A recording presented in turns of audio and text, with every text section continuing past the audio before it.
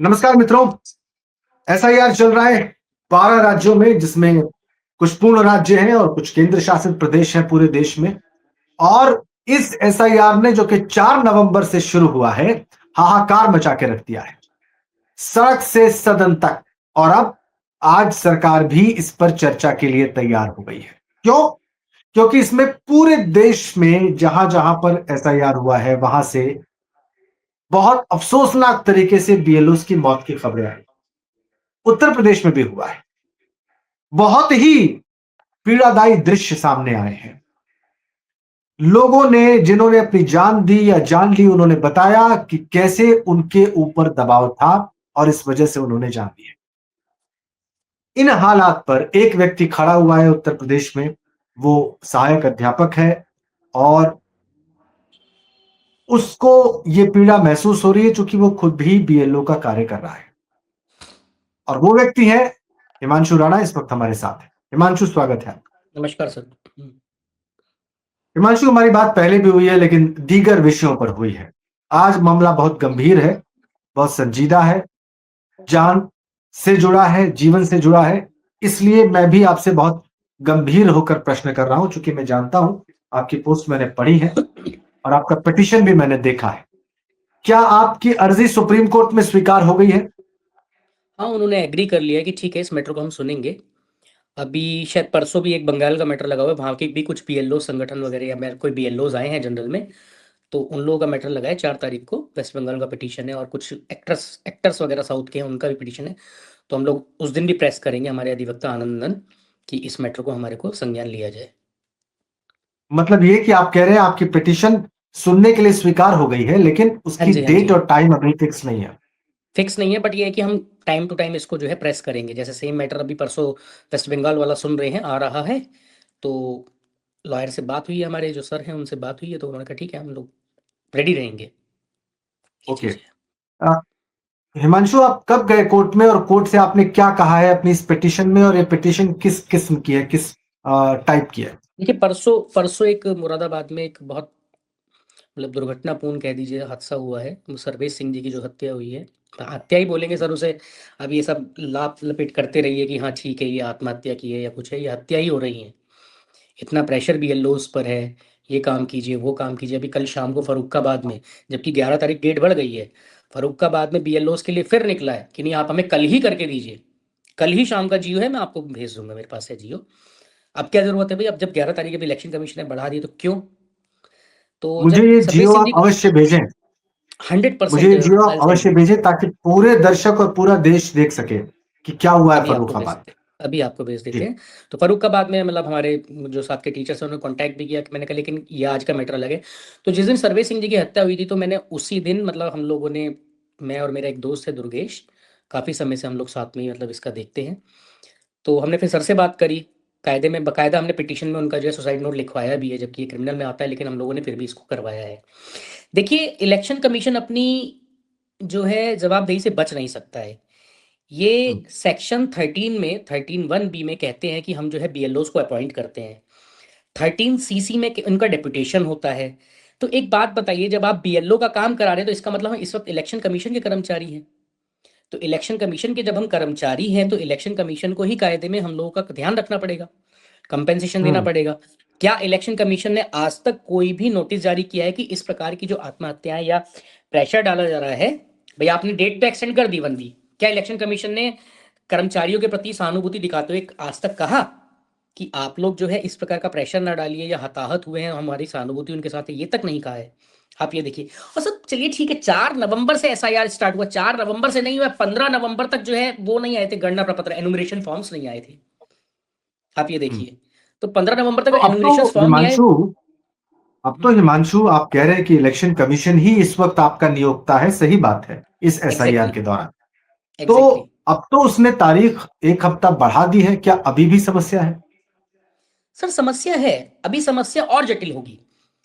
देखिए, अभी क्या है कि चलिए ठीक है, हम लोग टीचर्स वगैरह फिर भी इसको हैंडल कर रहे हैं, बहुत हद तक कर रहे हैं, कि प्रेशर ले रहे हैं, चाहे रात में काम कर रहे हैं, चाहे सुबह में काम कर रहे हैं। आप अब खैर अपना दिनचर्या तो नहीं बताऊंगा, बट आप ये देखिए कि ऐसे ऐसे बीएलओ भी बने हैं जैसे लाइकवाइज, कि जिनको सफाई कर्मचारी, इनको पढ़ना नहीं आता है। अब बताइए वो मोबाइल से डिजिटाइज कैसे करेंगे? ठीक है, बीएलओ से पेपर लिए कि तहसील भेज दीजिए, वहां डिजिटाइज होंगे, वहां पेपर खो गए हैं, फॉर्म खो गए। अब किसकी जिम्मेदारी आती है? रिस्पॉन्सिबिलिटी बीएलओ की। जब बीएलओ से फॉर्म मंगा लिए गए तो बीएलओ तहसील में थोड़ी उनकी रखवाली करेगा। अभी स्थितियां बहुत विकट होंगी। दूसरी बात क्या कि इसमें जो कॉलम्स भरने का था वो कॉलम्स भी प्रॉपर्ली, हालांकि हम लोगों ने पूरा प्रयास किया है कि हमारी तरफ से 100% जाए, हम किसी बीएलओ की मतलब यहाँ पे ये नहीं कहेंगे, लेकिन जब उनको ट्रेनिंग ही नहीं दिया, बताया ही नहीं गया है, तो फिर स्थिति तो आगे और परेशानी वाली आएगी। अच्छा, अधिकारियों का क्या है?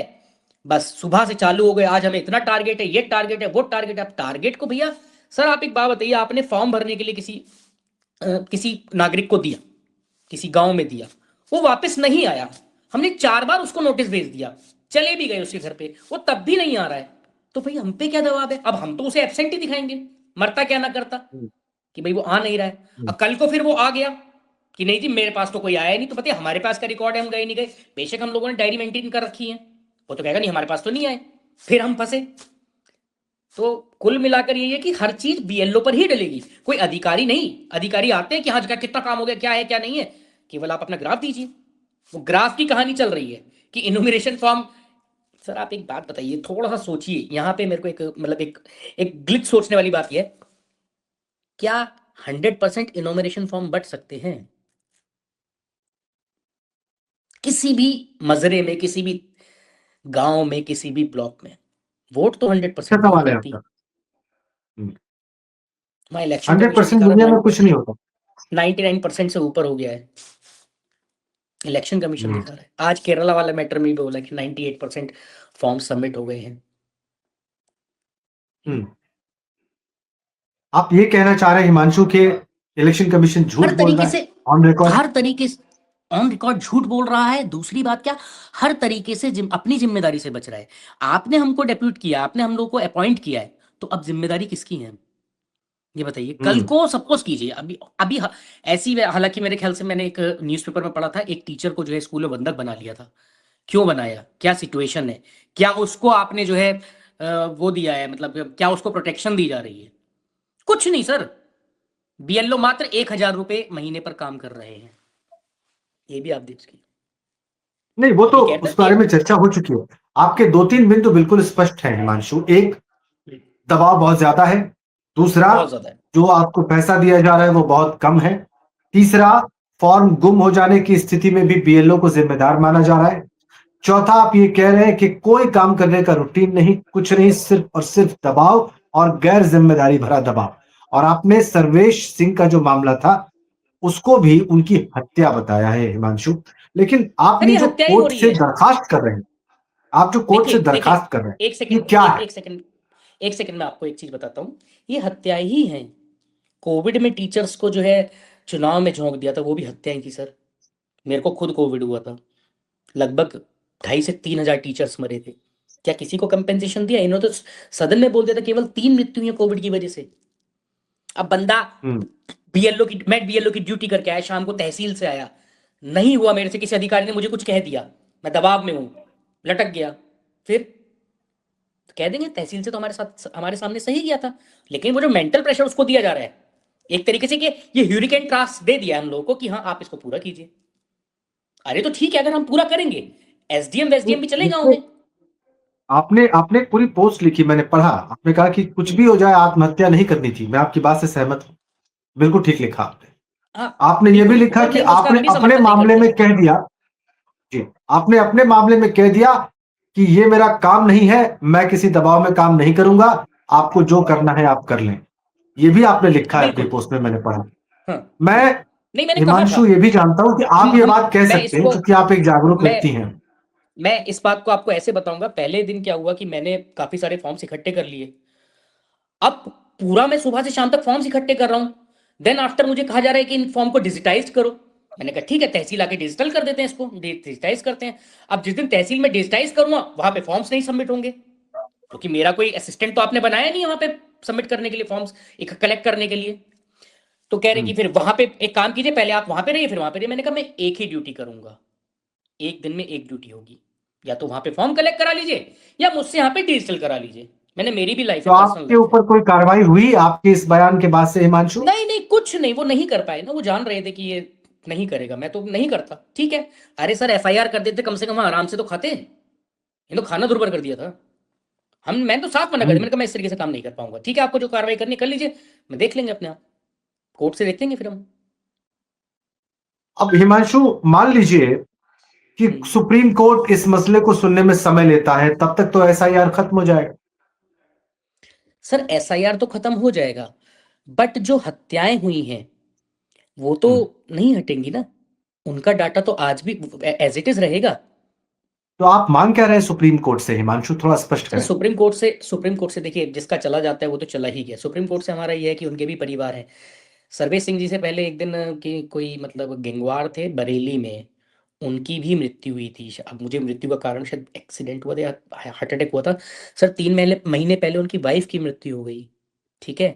अब उनकी मृत्यु, उनके 2 छोटे छोटे बच्चे हैं, मतलब माइनर्स हैं बिल्कुल, 5 ईयर्स और 7 ईयर्स के, उनकी जिम्मेदारी कौन लेगा? हम्म। जी, ठीक है। मेधा बिल्कुल रूपम वाजिब जो प्रश्न। डीएम है, मेधा रूपम जो डीएम है, आप जानते हैं किसकी बेटी है? नोएडा में। हम्म। कितने टीचर्स, 181 टीचर्स को सस्पेंड कर दिया, उनकी वो खत्म कर दी, सेवाएं खत्म कर दी। क्यों कर दी भाई? आप एक काम कीजिए ना, सबसे इसका सॉल्यूशन क्या है? जब आपको बीएलओ का काम कराना है तो टीचर्स कैसे याद आ रहे? टीचर्स कभी तो आपको नकारा लगते हैं कि नहीं टीचर्स तो काम करते ही नहीं, स्कूल में पढ़ाते ही नहीं। अब बीएलओ के एसआईआर के समय टीचर्स याद आ रहे हैं। आप क्यों नहीं निकाल देते भर्ती इसकी संविदा के लिए? आप बाकायदा भर्ती निकालते, संविदा पे भर्ती कर लीजिए बीएलओ की। भाई ऐसे बोर्ड भी तो हिमांशु, इलेक्शन। आप जितने नाराज हैं, इसके ठीक अपोजिट ऐसे भी मैंने तस्वीरें देखी हैं जिसमें लोग समय से काम पूरा करके प्रशस्ति पत्र ले रहे हैं, पुरस्कार ले रहे हैं। मैंने पीलीभीत का संभवतः एक आदेश पढ़ा था जिसमें प्रलोभन दिया गया था अधिकारियों की तरफ से कि भाई आप अगर ऐसा कर लेते हैं तो आपको मूवी टिकट्स दिए जाएंगे, आपको all fingers are not of a, same size. Let me speak, all fingers are not of same size. मेरा ये काम 90% में बहुत दिन पहले कर चुका हूँ। अब भी 88 फॉर्म्स हैं मेरे पास। मैं केवल यही पूछता हूँ कि इन लोगों का क्या कब, मुझे प्रशस्ति पत्र नहीं चाहिए, क्योंकि मैंने फॉर्म ढंग से भरने हैं, काम मेरे को ठीक से करना है। ठीक है, मैं ये नहीं कहूँगा किया होगा, बिल्कुल अच्छी बात है, टीचर ही होंगे वो, ये भी मैं कह रहा हूँ अभी आपको, आज ही एक मोस्टली शिक्षा मित्र टीचर्स। ने मुझे मुझे मैसेज किया अभी थोड़ी देर पहले, हिमांशु के उनका 100% जो काम था होगा भी, एसआईआर का वो पूरा हो गया है। तो फिर खैर मैं उनकी बात नहीं बिल्कुल। कर रहा, ऐसी बहुत सारी तस्वीरें आई हैं, ये तो एक पढ़ाते तो उदाहरण वो दे भी रहा हूँ। हैं, पढ़ाते तो वो भी हाँ। हैं। दूसरी बात क्या कि बीएलओ जो है मेनली अपने अपने ब्लॉक वाले, मतलब अपने ही गांव वाले लगते हैं, तो ऐसी जगह बहुत ज़्यादा फायदा मिलता है। हमारे यहाँ जो एक है वो आंगनबाड़ी में है, उनका तो 100% हो गया है। क्यों? क्योंकि वो अच्छा। गांव के जानती हैं। क्योंकि वो गांव के हम्म, जानती हैं कि ये बंदे गांव में हैं या नहीं है। अब 88 लोगों को मैं नहीं जान पा रहा हूँ ना, कौन कहाँ चला गया, कौन कहाँ चला गया। तो अब कल उनके लिए मैंने इनसे गाइडलाइन मांगी है, अधिकारियों से, बताओ इनका क्या करना है, आप जो कहेंगे वो कर ओके। देंगे। ये कुल चीज़ मिला है। के हिमांशु, अगर आपको समराइज करके, मुझे मालूम है आपकी पीड़ा, दूसरों की पीड़ा भी आप महसूस कर रहे हैं, उसके लिए आप कोर्ट गए हैं, इसलिए आज मैंने आपसे बात करना बेहतर समझा। इसको अगर आप समराइज करेंगे तो आप आखिर में क्या कहेंगे? आपको सर आपको लगता देखिए, है कि जिस एसआईआर एसआईआर नहीं होना चाहिए? नहीं, एसआईआर के हम अगेंस्ट नहीं है, एसआईआर होना चाहिए, बट हम्म, इसके लिए पर्टिकुलर टाइम लिमिट तो हो sir. Time limit mean the से कि टाइम तो एक्सटेंड किया जाए। आपने 4 नवंबर से 4 दिसंबर कहा, लेकिन क्या इलेक्शन कमीशन बताएगा कि एक्चुअल में एक्चुअल में इनोमिनेशन फॉर्म्स किस किस डेट पे पहुंचे हैं? 4 को स्टार्ट था, मुझे खुद 6-7 में मिला था, 6 या 7 में। तो मेरे ओके। तो वो 3 दिन लैप्स हुए ना। और फिर जब 11 डेट एक्सटेंड हो गई है तो फिलहाल थोड़ा तो शांति रखो। क्यों फरुखाबाद में वो आदेश निकाल दिया आप लोग? वो आदेश मुझे चाहिए, उसको 100% अभी चाहिए, हमारे दर्शक देखें। Within a minute. I will send it to you. Himanshu, आपने समय निकाला इस बातचीत के लिए और हाँ सर, आपने ठीक है। फैक्ट्स भी रखे, और मैं उम्मीद करता हूं कि जो विषय आपने उठाए हैं बहुत संवेदनशील, बहुत सेंसिटिव इश्यूज हैं, इसको जी एड्रेस जी। किया जाएगा, इस पर ध्यान दिया जाएगा। Thank you so much Himanshu, बात करने के लिए।